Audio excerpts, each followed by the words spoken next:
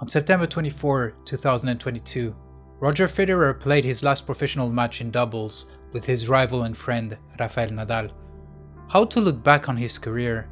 His statistics are unequivocal. 103 tournaments won, including 20 Grand Slams, 310 weeks as world number one, including 237 in a row between 2004 and 2008. We'll go back to that. On televisions around the world, a question keeps coming back. Was he the greatest of all time? This question stirs up great debates whichever sport you look at, but the one surrounding men's tennis seems to be one of the most heated of them all. Indeed, although Roger Federer is respectively 5 and 6 years older than Rafael Nadal and Novak Djokovic, the three men have shared more than a decade and a half fighting for titles, played dozens of Grand Slam finals against each other, with more than 60 major titles, of which Federer stands in third place. Sport is one of those human adventures with clear winners and losers. It is this dichotomy, that moment which separates consecration from despair, which makes this human adventure one of the most exciting of modern times. While our ancestors wanted to imitate the achievements of adventurers and conquerors, philosophers and saints, top athletes today capture this thrive for excellence. The emotion we have watching them achieve their goals cannot be reduced to a simple series of figures. 10 NBA players have won more titles than Michael Jordan. Ayrton Senna is only the 5th driver with the most races won in F1, Wayne Gretzky is around the 100th place for the most Stanley Cups won, and neither Lionel Messi nor Cristiano Ronaldo have won the FIFA World Cup. As numbers don't tell the whole story, and because stories are subjective, I'm going to tell you about my story with Roger Federer. It started quite badly as I was an early fan of the emerging players born in the early 1980s, Andy Roddick, Marat Safin, Leighton Hewitt. The 2000s began with the hope of seeing undecided competitions after the retirements of Pete Sampras and the career end of Andre Agassi. And then Federer arrived. When the 20-year-old Swiss beat Sampras, then a 4-time defending champion at Wimbledon, few suspected that a historical transition had taken place.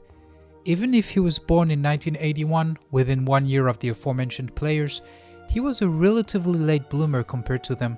Between 2001 and 2003, 6 players reached the number 1 ranking. Matches were engaging, but styles somewhat underwhelming. This was an era of punchers. Federer really burst on the scene in 2003 with his first victory at Wimbledon. 2004 was the first of many historical years, 74 wins for only 6 losses, the best ratio since Ivan Lendl in 1976, 3 Grand Slam titles, the first time in almost 20 years. Federer did what many thought impossible once again in 2005 with 3 more Grand Slam wins and an unbelievable record of 81 wins for 4 losses. Nobody knew it at the time, but after 2005, neither Marat Safin, Andy Roddick or Leighton Hewitt, then only aged 25 to 26, would win another Grand Slam. Roger Federer had essentially finished a whole generation. Roland Garros appeared to be the only Grand Slam tournament with undecided results. That year, a young 17-year-old Mallorcan made his first appearance on the Porte d'Auteuil courts. The French Open for Nadal, the other tournaments for Federer. I had lost all interest in tennis at the end of the decade. Then came the unthinkable during the French Open 2009. Nadal, 4 times winner of the tournament in a row, we thought it was a lot at the time, lost his round of 16 match against Sweden's Robin Söderling. I went back to watching every game, hoping for the return of a Swedish king on clay. As the matches progressed, I realized one thing: I never really watched Roger Federer play tennis. Round of 16 against Tommy Haas, quarterfinals against Gael Monfils, semi-final against Juan Martín del Potro.